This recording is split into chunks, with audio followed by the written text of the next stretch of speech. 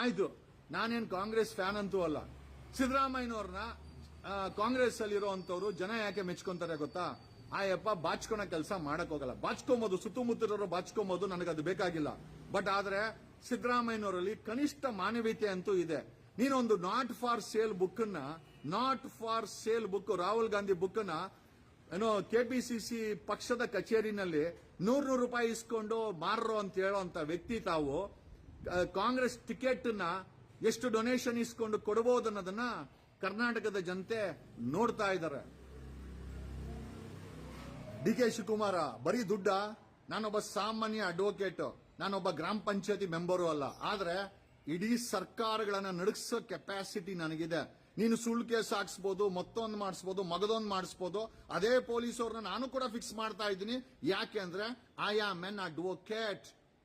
ಒಬ್ಬ ಅಡ್ವೊಕೇಟ್ ವಿರುದ್ಧ ಹೋಗ್ಬೇಕಾದ್ರೆ, ಒಬ್ಬ ನಿಷ್ಠಾವಂತ ಅಡ್ವೊಕೇಟ್ ವಿರುದ್ಧ ನಿಂತ್ಕೊಬೇಕಾದ್ರೆ ನಿನ್ನಲ್ಲಿ ನಿಷ್ಠೆ ಇರಬೇಕು.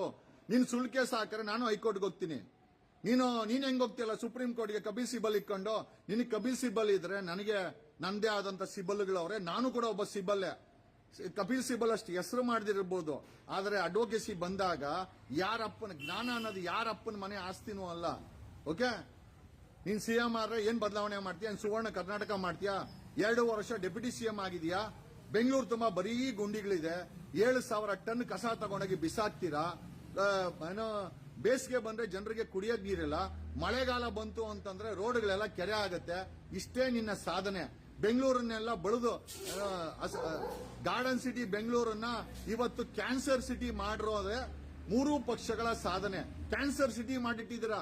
ಪ್ರತಿ 3ನೇ ಮನೆಯಲ್ಲಿ ಕ್ಯಾನ್ಸರ್ ಇದೆ. ಬರೀ ಧೂಳು, ಜನರ ಧೂಳಲ್ಲಿ ಗಾಡಿನಲ್ಲಿ ಹೋಗ್ಕೊಂತಾರೆ. Highest ಡೆನ್ಸಿಫೈಡ್ traffic. ಒಂದು 3 ಕಿಲೋಮೀಟರ್ ಹೋಗ್ಬೇಕು ಅಂತಂದ್ರೆ 5 ಕಿಲೋಮೀಟರ್ ಹೋಗ್ಬೇಕಾದ್ರೆ 1 ಅವರ್ ಬೇಕು. ಇಂಥ ದರಿದ್ರ ಪರಿಸ್ಥಿತಿಗೆ ಬೆಂಗಳೂರು ಬಂದು ನಿಂತ್ಕೊಂಡಿದೆ. ನ್ಯಾಷನಲ್ ಟೌನ್ ಪ್ಲಾನಿಂಗ್ ಆಕ್ಟ್ ಪ್ರಕಾರ ಯಾವುದೇ ಪ್ರದೇಶದಲ್ಲಿ 30% ಹಸಿರಿರಬೇಕು. ಬೆಂಗಳೂರಲ್ಲಿ ಹಸಿರಲ್ಲಿದೆ, ಅರಣ್ಯ ಎಲ್ಲಿದೆ? 3 ಪಕ್ಷಗಳವರು ಬಂದವರು ನೀವು ಬೆಂಗಳೂರನ್ನ ಬಡಾಯಿಸಿ ತಿಂದು ಬಿಸಾಕಿದ್ದೀರಾ. ಬೆಂಗಳೂರಲ್ಲಿ ಹಸಿರಲ್ಲೇ ಆಯ್ತಯ್ಯ? ನಿನ್ ಮೇಲೆ ಕಂಪ್ಲೇಂಟ್ ಕೊಟ್ಟಿದ್ದೀನಿ ನಾನು.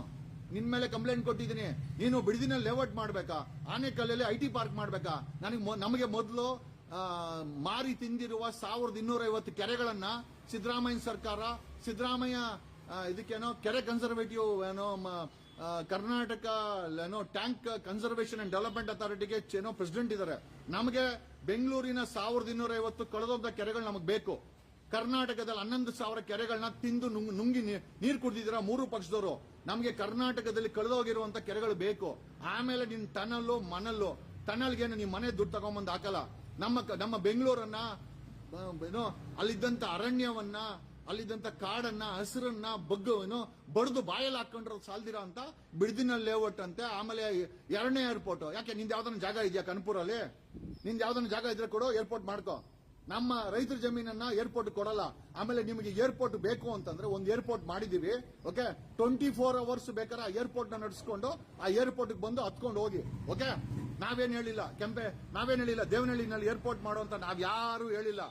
ಈಗ ಒಂದೇ ಏರ್ಪೋರ್ಟ್. ಯಾಕೆ ರೈತರು ಕೃಷಿ ಜಮೀನನ್ನ ಅಕ್ವೈರ್ ಮಾಡ್ಕೊಂಡು ಏರ್ಪೋರ್ಟ್ ಏನಿಗೆ ಬೇಕು?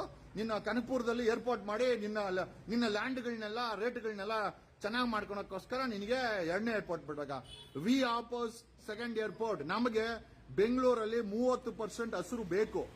ಕಾನೂನು ಪ್ರಕಾರ ಬೆಂಗಳೂರಲ್ಲಿ 30% ಹಸಿರನ್ನ ತೋರಿಸ್ಬಿಟ್ಟು 1250 ಕಳೆದೋಗಿರೋ ಕೆರೆಗಳನ್ನ ರೀಇನ್ಸ್ಟಿಟ್ಯೂಟ್ ಮಾಡಿ ತದನಂತರ ಬೇಕಾದ್ರೆ ನೀವು ಏರ್ಪೋರ್ಟ್ ಅನ್ನ ಮಾಡ್ಕೊಳ್ಳಿ, ನೀವು ಪೆರಿಫರಲ್ ರಿಂಗ್ ರೋಡ್ ಅನ್ನ ಮಾಡ್ಕೊಳ್ಳಿ, ಬಿಡದಿನ ಲೇಔಟಾರೋ ಮಾಡ್ಕೊಳ್ಳಿ, ಆನೆಕಲ್ಲಲ್ಲಿ ಬಯೋ ಪಾರ್ಕ್ ಅನ್ನ ಮಾಡ್ಕೊಳ್ಳಿ, ದೇವನಹಳ್ಳಿಲಿ ಅವ್ರ ಅಜ್ಜಿ ಪಿಂಡನಾರೋ ಮಾಡ್ಕೊಳ್ಳಿ. ನಮಗೆ ಅಭಿವೃದ್ಧಿ ಮಾಡಿ ಬೆಂಗಳೂರನ್ನ ವಿಷ ಮಾಡಿಟ್ಟಿದ್ದೀರಾ. ಅಲ್ಲ, ಜನ ಡೆಲ್ಲಿನಲ್ಲಿ ಸಿಲಿಂಡರ್ ಹಾಕೊಂಡು ಓಡಾಡ್ತಾವ್ರೆ. ಬೆಂಗಳೂರಿಗೂ ಅದೇ ಗತಿ ಬರೋ ಅಂತ ಎಲ್ಲ ಸಾಧ್ಯತೆ ಇದೆ. ನಿನ್ನಂತ ಇನ್ಚಾರ್ಜ್ ಮಿನಿಸ್ಟರ್ ಇದ್ದುಬಿಟ್ರೆ ಅಂತೂ ಬೆಂಗಳೂರು ಗ್ಯಾಸ್ ಸಿಲಿಂಡರ್ ಹಾಕೊಂಡು ಓಡಾಡಬೇಕು. ಆ ಮಟ್ಟಕ್ಕೆ ಅಲ್ಲ, ನಿನ್ನ ತೆವಳಿಗೆ ಅಲ್ಲ, ನಿನ್ನ ಉಚ್ಚಾಟಕ್ಕೆ ನಾವ್ಯಾಕೆ ಸಿಲಿಂಡರ್ ಹಾಕೊಂಡು ಹೋಗ್ಬೇಕು? ನಮ್ಮ ಮಕ್ಳಾಕ್ ಸಿಲಿಂಡರ್ ಹಾಕೊಬೇಕು? ಸಮಾಜದಲ್ಲಿ ಸಿಲಿಂಡರ್ ಹಾಕೊಂಡು ಯಾಕೆ ಓಡಾಡಬೇಕು? ಎಲ್ಲಿದೆ ಹಸಿರು? ಯಾವನ್ ಪರ್ಮಿಷನ್ ಕೊಟ್ಟನೋ? ಅವ್ನ್ ಪ್ರಿನ್ಸಿಪಲ್ ಸೆಕ್ರೆಟರಿ, ಕನ್ಸರ್ವೇಟರ್, ಫಾರೆಸ್ಟ್, ಅವ್ನ್ ಹೆಂಗ್ ಪರ್ಮಿಷನ್ ಕೊಟ್ಟ? ಬೆಂಗಳೂರಲ್ಲಿ 2% ಹಸಿರು ಇದೆ, ನಾವ್ ಹೆಂಗ್ ಉಸಿರಾಡಬೇಕು? ನಿನಗೆ ಬೆಳಗ್ಗೆ ಆದ್ರೆ ನೀನ್ ಹಾರಾಡಕ್ಕೆ ಹೆಲಿಕಾಪ್ಟರ್ ಐತೆ, ಆಚೆ ಕಡೆ ಸುತ್ತಾಡ್ಕೊಂಡ್ ಬರಕ್ಕೆ 1,000 ಕೋಟಿ ರೂಪಾಯಿ ಡಿಕ್ಲೇರ್ ಮಾಡಿದ್ಯಾ? ನಿನ್ನ ಮನೆ ನೀಟಾಗಿ ಸದಾಶಿವನಗರದಲ್ಲಿದೆ, ಎಲ್ಲಾರ ಮನೆ ಸದಾಶಿವನಗರದಲ್ಲಿಲ್ಲ. ಡಿ ಕೆ ಶಿವಕುಮಾರ್, ಯಾರ ಮನೆ ಏನೋ ಸದಾಶಿವ ನಡೆದಿಲ್ಲ. ನಿಮ್ಮ 224 MLAಗಳ ಹತ್ರ ಒಬ್ಬೊಬ್ಬನ ಹತ್ರ ಅರ್ಧ ಡಜನ್ ಹೆಲಿಕಾಪ್ಟರ್ಗಳು, ಪ್ರೈವೇಟ್ ಜೆಟ್ಗಳವೆ. ಜನ ಹತ್ರ ಒಂದು ಕಾರ್ ನೆಟ್ಟಿಗೆ ಒಂದು 2 ವೀಲರ್ ಇಲ್ಲ. ನಮ್ಮ ರೈತರು, ಕಬ್ಬು ಬೆಳೆಗಾರರು, ರೈತರ ಹತ್ರ ಒಂದು ನೆಟ್ಟಿಗೆ ಒಂದು ಸೈಕಲ್ ಇಲ್ಲ. ಅವ್ರ ಸೈಕಲ್ ಕೂಡ ಸಾಲದಲ್ಲಿದೆ. ಅಂತ ಪರಿಸ್ಥಿತಿನಲ್ಲಿ ನೀವುಗಳು ಬೆಂಗಳೂರನ್ನ ನಾಶ ಮಾಡಿಕೊಂಡು ಧರ್ಮಸ್ಥಳದ ಇನ್ವೆಸ್ಟಿಗೇಷನ್ ಇನ್ಫ್ಲೂಯೆನ್ಸ್ ಮಾಡಿಕೊಂಡು, ಯಾಕೆ ನಿಮ್ಮೇಲೆ ಯಾಕೆ ಅನುಮಾನ ಬೀಳಬಾರ್ದು? DK ಶಿವಕುಮಾರ್ ನಿಮ್ಮೇಲೆ ಯಾಕೆ ಅನುಮಾನ ಬೀಳಬಾರ್ದು? SIT ತನಿಖೆಯನ್ನ ಇನ್ಫ್ಲೂಯೆನ್ಸ್ ತಾವು ಮಾಡಿದಿರಾ ಅಂತ ನಿಮ್ಮೇಲೆ ಯಾಕೆ ಅನುಮಾನ ಬೀಳಬಾರ್ದು? ದಿನೇಶ್ ಗುಂಡೂರಾವ್ ನಿಮ್ಮೇಲೆ ಯಾಕೆ ಅನುಮಾನ ಬೀಳಬಾರ್ದು?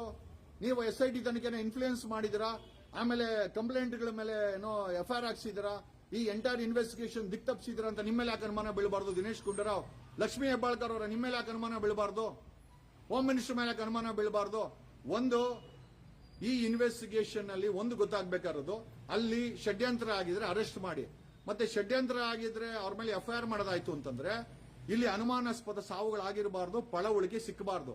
ಪಳವಳಿಕೆನೂ ಸಿಕ್ಕಿದೆ, ಅನುಮಾನಾಸ್ಪದ ಸಾವುಗಳಾಗಿದೆ ಅಂತ SIT ಅವರು ಹೈಕೋರ್ಟ್ ಅಲ್ಲಿ ಒಪ್ಕೊಂಡಿದ್ದೀರಾ. ಒಪ್ಕೊಂಡ ಮೇಲೆ ಷಡ್ಯಂತ್ರ ಹೆಂಗೆ ಷಡ್ಯಂತ್ರ ಯಾಕಂತ ಹೇಳ್ತಾ ಇದ್ದೀರಾ? ಯಾರು DK ಶಿವಕುಮಾರ್ ಇನ್ಫ್ಲೂಯೆನ್ಸ್ ಮಾಡಿದ್ರಾ? ಇದಕ್ಕೆ ಏನಕ್ಕೆ ಏನೋ ಧರ್ಮಸ್ಥಳ ವಿಚಾರದಲ್ಲಿ ದಿನೇಶ್ ಗುಂಡೂರಾವ್ ಇನ್ಫ್ಲೂಯೆನ್ಸ್ ಮಾಡಿದ್ರ, ಪರಮೇಶ್ವರ್ ಇನ್ಫ್ಲೂಯೆನ್ಸ್ ಮಾಡ ಕೇಳಬೇಕು. ಯಾಕಂದ್ರೆ ನೀವೆಲ್ಲ ಖಾಲಿ ಡಬ್ಬ ಅಂತ ಹೇಳಿದ್ರ, ಏನು ಇಲ್ಲ ಅಂತ ಹೇಳಿದ್ರ, ಏನು ಇಲ್ಲ ಅಂತ ಹೇಳಿದ ಮೇಲೆ ನೀವೆಲ್ಲ ಇನ್ಫ್ಲೂಯೆನ್ಸ್ ಮಾಡಿರ್ಲೇಬೇಕು. ನಮ್ಗೆ ಅನುಮಾನ ಇದೆ. ಅಥವಾ SIT ತನಿಖೆ ಮಾಡ್ತಾ ಇರೋರು ಇನ್ಫ್ಲೂಯೆನ್ಸ್ ಆಗಿ ಸ್ಕ್ರಿಪ್ಟೆಡ್ ಇನ್ವೆಸ್ಟಿಗೇಷನ್ ಏನಾದ್ರು ಮಾಡಿದ್ರೆ ಗೊತ್ತಾಗುತ್ತೆ. They want be spared. SIT ಅಧಿಕಾರಿಗಳು ಖಂಡಿತವಾಗಿ ಜೈಲ್ಗೆ ಹೋಗ್ತೀರಾ. ಸ್ಕ್ರಿಪ್ಟೆಡ್ ಏನಾದ್ರು ಮಾಡಿದ್ರು ತನಿಖೆ ಮಾಡಿದ್ರೆ, DK ಶಿವಕುಮಾರ್ ಇನ್ಫ್ಲೂಯೆನ್ಸ್ ಮಾಡಿ ನೀವೇನಾದ್ರೂ ಅದನ್ನ ಮಾಡಿದ್ರೆ, ದಿನೇಶ್ ಗುಂಡೂರಾವ್ ಇನ್ಫ್ಲೂಯೆನ್ಸ್ ಮಾಡಿ ನೀವೇನಾದ್ರೂ ಮಾಡಿದ್ರೆ, ರಾಜ್ಯದ ಹೋಮ್ ಮಿನಿಸ್ಟರ್ ಏನಾದ್ರೂ ಇನ್ಫ್ಲೂಯೆನ್ಸ್ ಮಾಡಿ ಈ ತನಿಖೆ ದಿಕ್ ತಪ್ಪಿದ್ರೆ, ಆಮೇಲೆ ಲಕ್ಷ್ಮೀ ಹೆಬ್ಬಾಳ್ಕರ್ ಏನಾದ್ರೂ ಇನ್ಫ್ಲೂಯೆನ್ಸ್ ಮಾಡಿ ನೀವು ದಿಕ್ ತಪ್ಪಿದ್ರೆ, because you come under straightly under state government ಅಲ್ಲಿರೋರು ಏನಾದ್ರು ಇನ್ಫ್ಲೂಯೆನ್ಸ್ ಮಾಡಿದ್ರೆ, ಆಮೇಲೆ SIT ಅವರು ಇನ್ಫ್ಲೂಯೆನ್ಸ್ ಆಗಿದ್ರೆ ಖಂಡಿತವಾಗಿ SIT ಅಧಿಕಾರಿಗಳು ಜೈಲಿಗೆ ಹೋಗ್ಲಿಕ್ಕೆ ರೆಡಿಯಾಗಿ. ವಿ ಡೋಂಟ್ ಕೇರ್ ನೀವು IPS ಅನ್ನ ಆಗಿರೋ, ನಾನು IPS ಅನ್ನ ಆಗಿರೋ, ದೇಶದಲ್ಲಿ ನೈತಿಕವಾಗಿ ಸಂವಿಧಾನಕ್ಕೆ ಜವಾಬ್ದಾರಿ ತಗೊಂಡು ನಿಮಗೆ ಕೊಟ್ಟಿರುವಂತ ಪೋಸ್ಟ್ ಅಲ್ಲಿ ನೈತಿಕವಾಗಿ ಕೆಲಸ ಮಾಡಬೇಕಾದ ನಿಮಗೆ ಸಂಬಳ ಕೊಡ್ತೀವಿ ನಾವು. IPS ಅಧಿಕಾರಿಗಳಿಗೆ, ಪೊಲೀಸ್ ಅವರಿಗೆ, SIT ಅವರಿಗೆ ಸಂಬಳ ಬರುತ್ತೆ, ಜೀಪ್ ಬರುತ್ತೆ, ನಿಮಗೆ ಮನೆ ಕೊಡ್ತೀವಿ, ಕ್ವಾರ್ಟರ್ಸ್ ಕೊಡ್ತೀವಿ, ಆಫೀಸ್ ಕೊಡ್ತೀವಿ, ನಿಮ್ಗೊಂದು ಅಧಿಕಾರ ಕೊಟ್ಟಿದ್ದೀವಿ. ನೀವುಗಳು ಇನ್ಫ್ಲೂಯೆನ್ಸ್ಡ್ ಇನ್ವೆಸ್ಟಿಗೇಷನ್ ಮಾಡಂಗಿದ್ರೆ ನಿಮ್ಮನ್ನ ಯಾಕೆ ನಾವು ಪೊಲೀಸರು ಅನ್ಬೇಕು? ಯಾಕೆ ಅನ್ಬೇಕು ಅಂತ ಹೇಳ್ತಾ ಥ್ಯಾಂಕ್ ಯು. ನಮ್ಮ ಹೋರಾಟಗಳಿಂದ ಬಿಜೆಪಿ ತೊಲಗಿತು, ಕಾಂಗ್ರೆಸ್ ಬಂತು. ಇವತ್ತು ಕಾಂಗ್ರೆಸ್ ಅಲ್ಲಿ ಇರುವಂತ ಒಬ್ಬ ಏನೋ ಅಧ್ಯಕ್ಷ ಹೇಳ್ತಾನೆ ನನ್ನಿಂದ ಬಂತು ಅಂತ. ಆತನಿಂದ ಏನೂ ಬಂದಿಲ್ಲ. DK ಶಿವಕುಮಾರ್ ಕಾಂಗ್ರೆಸ್ ಇಂದ ಬೆಳೆದಿದ್ದಾನೆ ಹೊರತು ಕಾಂಗ್ರೆಸ್ಗೆ ಏನ್ ಮಾಡಿದನೋ ಕಾಂಗ್ರೆಸ್ ಅವರು ಹೇಳ್ಬೇಕು, ವೇಣುಗೋಪಾಲ್ ಹೇಳ್ಬೇಕು. ಆಮೇಲೆ ಕಾಂಗ್ರೆಸ್ ಅನ್ನೋದು ಒಂದು ಸೈದ್ಧಾಂತಿಕವಾದಂತ ಒಂದು, ಅದು ಬಿಜೆಪಿ ಆಗಿರ್ಬೋದು, ಅದೊಂದು ಸಿದ್ಧಾಂತ. ನಮ್ಮದೇ ಅನ್ನುವಂತ ವ್ಯಕ್ತಿಗಳು ಅರ್ಥ ಮಾಡ್ಕೊಳ್ಬೇಕು. ನೀವುಗಳು ಅದರಿಂದ ಬೆಳೆದಿದೆ ಹೊರತು, DK ಶಿವಕುಮಾರ್ ಕಾಂಗ್ರೆಸ್ ಇಂದ ಬೆಳೆದಿದ್ದಾನೆ ಹೊರತು 1400 ಕೋಟಿ ಡಿಕ್ಲೇರ್ಡ್ ಅಸೆಟ್ಸ್ ಎಲ್ಲಿಂದ ಬಂತು? DK ಶಿವಕುಮಾರ್ ಕಾಂಗ್ರೆಸ್ ಪಕ್ಷದಿಂದ ತಾನೇ ಬಂದಿದ್ದು, ಕಾಂಗ್ರೆಸ್ ಅಲ್ಲಿ MLA ಆಗಿದ್ದು ತಾನೇ ಬಂದಿದ್ದು. ಹೇಳಿ, ನಿಮ್ಮಿಂದ ಕಾಂಗ್ರೆಸ್ ಅಥವಾ ಕಾಂಗ್ರೆಸ್ ಇಂದ ನೀವು ನಿಮ್ಮ ಆಸ್ತಿನ ಬೆಳೆಸ್ಕೊಂಡು, ನಿಮ್ಮ ವರ್ಚಸ್ಸನ್ನ ಬೆಳೆಸ್ಕೊಂಡು ಇವತ್ತು ಡೆಪ್ಯೂಟಿ CM ಆಗಿರೋದು ಕೂಡ ಕಾಂಗ್ರೆಸ್ ಇಂದನೇ. ಕಾಂಗ್ರೆಸ್ ಕೊಟ್ಟಿರೋ ಒಂದು ಭಿಕ್ಷೆಯಿಂದ ನೀವು ಆಗಿರೋದು. ಕಾಂಗ್ರೆಸ್ ಪಕ್ಷಕ್ಕೆ ನೀವ್ ಏನ್ ಮಾಡಿದ್ರ? ಕಾಂಗ್ರೆಸ್ ಏನು ಮಾಡಿಲ್ಲ. ಇವತ್ತು ಕಾಂಗ್ರೆಸ್ ಅನ್ನ ಇರೋದ್ರಲ್ಲಿ ಜನ ಕಾಂಗ್ರೆಸ್ ಅನ್ನ ನಂಬ್ತಾ ಇದ್ರು. ಇವತ್ತು ಕೂಡ ಕಾಂಗ್ರೆಸ್ ಇಂದ ನಂಬಿಕೆ ಹೋಗಿದೆ ಅಂತಂದ್ರೆ ಅದು DK ಶಿವಕುಮಾರ್ ನಿಮ್ಮಂತವರಿಂದ ನಡೀತಾ ಇರುವಂತ ಭ್ರಷ್ಟಾಚಾರ. ಬೆಂಗಳೂರಲ್ಲಿ ಒಂದು 10 ಲಕ್ಷ ಗುಂಡಿಗಳಿದೆ, ರಸ್ತೆನೇ ಕಾಣಿಸಲ್ಲ. ಕಾಂಟ್ರಾಕ್ಟ್ ಅಸೋಸಿಯೇಷನ್ ಅವರು ನಿಮ್ಮ ಮೇಲೆ ಕಂಪ್ಲೇಂಟ್ ಕೊಟ್ಟಿದ್ದಾರೆ. ಏನು ಉತ್ತರ ಇದೆ? ಏನ್ರಿ ಉತ್ತರ ಇದೆ? DK ಶಿವಕುಮಾರ್ ಏನ್ರಿ ಕಾಂಟ್ರಿಬ್ಯೂಟ್ ಮಾಡಿದ್ರ ಬೆಂಗಳೂರಿಗೆ? ಬೆಂಗಳೂರಲ್ಲಿರೋ ಜಮೀನುಗಳನ್ನ, ರೈತರ ಜಮೀನುಗಳನ್ನ ಕಿತ್ಕೊಂಡು ಲೇಔಟ್ ಮಾಡೋದು, ಪೆರಿಫರಲ್ ರಿಂಗ್ ರೋಡ್ ಮಾಡೋದು, ಏರ್ಪೋರ್ಟ್ ಮಾಡೋದು, ರಸ್ತೆ ಮಾಡ್ತೀವಿ ಅಂತ ರಸ್ತೆ ಗುಂಡಿ ಮಾಡೋದು, ಕಸನ್ ತಗೊಂಡೋಗಿ ಬಿಸಾಕಿ ಗಬ್ಬೆ ಬುರ್ಸೋದು, ಇಷ್ಟ ತಾನೇ ನಿಮ್ ಸಾಧನೆ? ಏನ್ರಿ ಇದೆ ನಿಮ್ ಸಾಧನೆ? ಕುಡಿಯೋ ನೀರನ್ನ ಬಿಲ್ಡರ್ಗೆ ಮಾರ್ಕೊಂತಾರಲ್ರಿ BWSSB ಅವರು. 500 million litres of water leakage ಅಂತ ತೋರಿಸಿ ಬಿಲ್ಡರ್ಗಳಿಗೆ ದೊಡ್ಡ ಪೈಪ್ ಹಾಕ್ಬಿಟ್ಟು ಬಿಲ್ಡರ್ಗಳಿಗೆ ನೀರು ಕೊಡುವಂತ ಬೇವರ್ಸಿ ಭ್ರಷ್ಟ BWSS ಅಧಿಕಾರಿಗಳು ಜನರಿಗೆ ಕುಡಿಯಕ್ಕೆ ನೀರು ಕೊಡಲ್ಲ. ಇವತ್ತು ಬಿಲ್ಡರ್ಗಳು ಬಳಸಬೇಕಾದ ಟ್ರೀಟೆಡ್ ವಾಟರ್ 2022ರಲ್ಲೇ ಕಾನೂನಾಗಿದೆ. ಟ್ರೀಟೆಡ್ ವಾಟರ್ನ ಬಿಲ್ಡರ್ಗಳು ಬಳಸಲ್ಲ. ಮತ್ತೆ ಹಂಗಾರೆ ಟ್ರೀಟೆಡ್ ವಾಟರ್ ಬಳಸಿಲ್ಲ ಅಂದ್ಮೇಲೆ ಕುಡಿಯೋ ನೀರನ್ನ ಬಳಸ್ಕೊಂಡು ಬಿಲ್ಡಿಂಗ್ ಕಟ್ತಾವ್ರೆ. ಬಿಲ್ಡರ್ಗಳಿಗೆ ಕುಡಿಯೋ ನೀರು ಕೊಟ್ಟು ಜನರಿಗೆ ಖಾಲಿ ಬಿಂದಿಗೆ ಕೊಡೋ ಅಂತ ಏನೋ ಬೇವರ್ಸಿ BWSSB ಅಧಿಕಾರಿಗಳು. ಒಂದು ಸಣ್ಣ ಸ್ವೀಡನ್ ದೇಶ 20 ವರ್ಷಗಳಿಂದ ತನ್ನ ಇಡೀ ಸ್ವೀಡನ್ ದೇಶದ ಕಸವನ್ನ ರೀಸೈಕಲ್ ಮಾಡಿ ಅದರಿಂದ ಬಯೋಫ್ಯೂಯಲ್ ಮಾಡಿ ಆ ಸ್ವೀಡನ್ ದೇಶದ ಬಸ್ಸುಗಳನ್ನ ಓಡಿಸ್ತಾರೆ. ಇಡೀ ಸ್ವೀಡನ್ ದೇಶ ಕಸದಿಂದ ಎಲೆಕ್ಟ್ರಿಸಿಟಿ ಜನರೇಟ್ ಮಾಡಿ ಇಡೀ ಆ ಸ್ವೀಡನ್ ಅನ್ನ ಏನೋ ಬೆಳಕನ್ನ ಚೆಲ್ಲೋದು ಕಸದಿಂದ. ಅಲ್ಲಿ ಸ್ವೀಡನ್ ಅಲ್ಲಿ ಕಸವನ್ನ ಕಾಸು ಕೊಟ್ಟು ಸರ್ಕಾರ ಕೊಂಡ್ಕೊಂತದೆ. ಇಲ್ಲಿ ತಗೊಂಡೋಗಿ ದೊಡ್ಡಾಪುರ ಹತ್ರ, ಆನೇಕಲ್ ಹತ್ರ, ಯಲಾಂಕದಲ್ಲಿ, ದಾಸರಳ್ಳಿ ಹತ್ರ, ತುಮಕೂರು ಹತ್ರ ತಗೊಂಡೋಗಿ ಬಿಸಾಕ್ಬಿಟ್ಟು ಏನ್ ಕ್ರಾಂತಿ ಮಾಡಿದಿರಪ್ಪ ನೀವು ಕಾಂಗ್ರೆಸ್ ಅವರು? ಕಳೆದ 2 ವರ್ಷದಲ್ಲಿ ಏನ್ ನಿಮ್ಮ ಕ್ರಾಂತಿ? I am asking the Congress it self ಏನ್ ಕ್ರಾಂತಿ ಮಾಡಿದಿರಾ? ಬೆಂಗಳೂರು ಗಬ್ಬೆದ್ದೋಗಿದೆ. ಬೆಂಗಳೂರಲ್ಲಿ ಕಾಸು ಸಂಪಾದನೆ ಮಾಡಬಹುದು, ಜೊತೆನಲ್ಲಿ ಫ್ರೀಯಾಗಿ ಸಿಗೋದು ಕ್ಯಾನ್ಸರ್. ಆರೋಗ್ಯ ಎಷ್ಟು ಮಟ್ಟಿಗೆ ಗಬ್ಬೆದ್ದೋಗಿದೆ ಅಂತಂದ್ರೆ ವಾಯು ಮಾಲಿನ್ಯ ಒಂದು ಗಬ್ಬೆದ್ದೋಗಿದೆ. ವಾಟರ್ ಕಮಿಷನ್ ರಿಪೋರ್ಟ್ ಇದೆ. ಬೆಂಗಳೂರಿನ ಗ್ರೌಂಡ್ ವಾಟರ್ ಎಕ್ಕುಟ್ಟೋಗಿದೆ. 5.6 ಟಾಕ್ಸಿಕ್ ಲೆವೆಲ್ ಬೆಳ್ಕೊಂಡಿದೆ. ವಾಟರ್ ಕಮಿಷನ್ ರಿಪೋರ್ಟ್, ನಾನು ಹೇಳ್ತಾ ಇಲ್ಲ ಇದು water commission report. Indian shops ನಾನು ಏನೇ ಹೇಳಿದ್ರು ಅದಕ್ಕೆ ವೈಜ್ಞಾನಿಕವಾದಂತಹ ದಾಖಲೆಗಳ ಮೇಲೆ ಮಾತಾಡ್ತೀನಿ ಹೊರತು ನಾನು ಈ ರಾಜಕಾರಣಿಗಳ ತರ ಗಾಳಿನಲ್ಲಿ ಮಾತಾಡಕ್ ಹೋಗಲ್ಲ.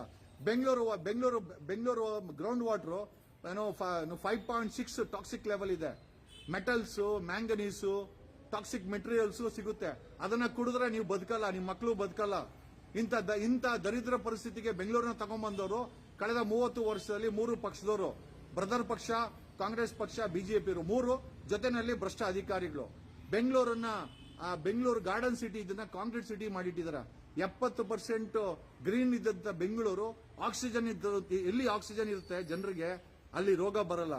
ಬೆಂಗಳೂರಲ್ಲಿ ಇದ್ದಿದ್ದೆ 70% ಕಾಡು ಕಡ್ದು ಇವತ್ತು 2% ಇದೆ. ಆಕ್ಸಿಜನ್ ಇಲ್ಲ, ಪ್ರತಿ ಮನೆಯಲ್ಲೂ ಕಾಯಿಲೆ and most of them are gifted with cancer. ಈ ಎಲ್ಲಾ ವಿಚಾರ ಹೇಳುತ್ತಾ ಕಾಂಗ್ರೆಸ್ ಪಕ್ಷದಲ್ಲಿ 1400 ಕೋಟಿ ಡಿಕ್ಲೇರ್ ಮಾಡಿಕೊಂಡ್ರು DK ಶಿವಕುಮಾರ್ ಯಶಸ್ಸಬೇಕು. ತಮ್ಮಿಂದ ಕಾಂಗ್ರೆಸ್ ಪಕ್ಷನೂ ಅಲ್ಲ, ತಮ್ಮಿಂದ ಕರ್ನಾಟಕನೂ ಅಲ್ಲ. ಆಮೇಲೆ 2028ಕ್ಕೆ ಇದೇ ನಿಮ್ಮ ತಲೆನಲ್ಲಿ ಇದೇ ಓಡ್ತಾ ಇದ್ರೆ DK ಶಿವಕುಮಾರ್ 2028ಕ್ಕೆ ಐ ಆಮ್ ಶ್ಯೂರ್ ನೀವು MLA ಕೂಡ ಗೆಲ್ಲಲ್ಲ. ಈ ವಿಚಾರವನ್ನ ಹೇಳುತ್ತಾ ನಿಮ್ಮ ಅಸ್ತ್ರಗಳನ್ನ, ಪೊಲೀಸ್ಗಳನ್ನ ನಾನು 1000 ನೋಡಿದ್ದೀನಿ. ನಾನು ಹೋರಾಟ ಮಾಡ್ಕೊಂಡೆ ಈ ಲೆವೆಲ್ ಬೆಳ್ಕೊಂಡ್ ಬಂದವನು. ಓಕೆ, ನಾನು ಇವತ್ತೇ ನೋಡಿಲ್ಲ.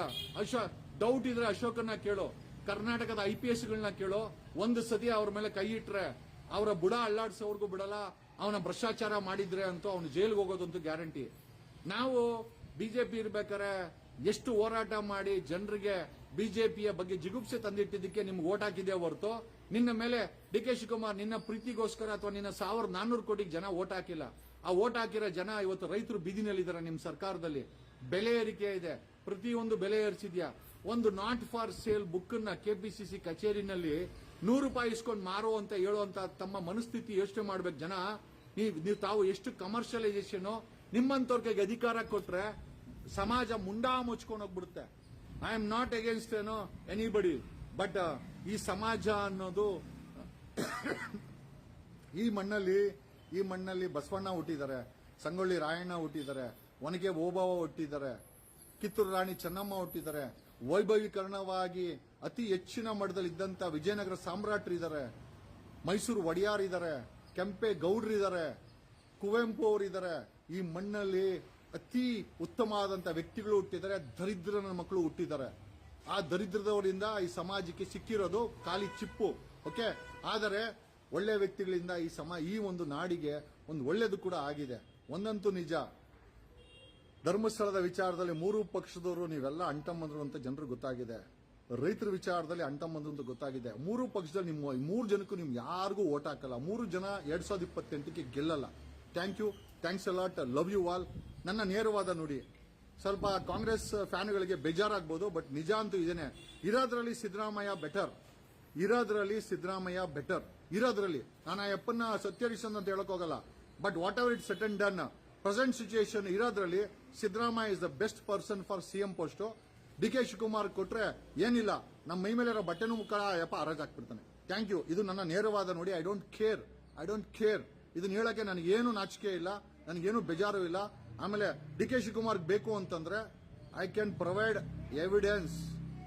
ನನ್ನ ಕ್ಲೇಮ್ಗಳಿಗೆ, DK ಶಿವಕುಮಾರ್ ವಿರುದ್ಧ ಕ್ಲೇಮ್ಗಳಿಗೆ ನನ್ನ ಹತ್ರ ಎವಿಡೆನ್ಸ್ ಬೇಕಾದ್ರೆ ಇದೆ, ನಾನು ಕೊಡ್ತೀನಿ. If at all you feel ನಾನು ಮಾತಾಡ್ತಾ ಇರೋದು ಸುಳ್ಳು ಅನ್ಸುತ್ತೆ DK ಶಿವಕುಮಾರ್ಗೆ, I can provide the evidence. ಒಂದ್ಸತಿ ಎವಿಡೆನ್ಸ್ ಕೊಟ್ರೆ ತಾವು ರಾಜೀನಾಮೆ ಕೊಡಬೇಕಾಗತ್ತೆ, ಮನ್ಸಲ್ಲಿರ್ಲಿ. Thank you.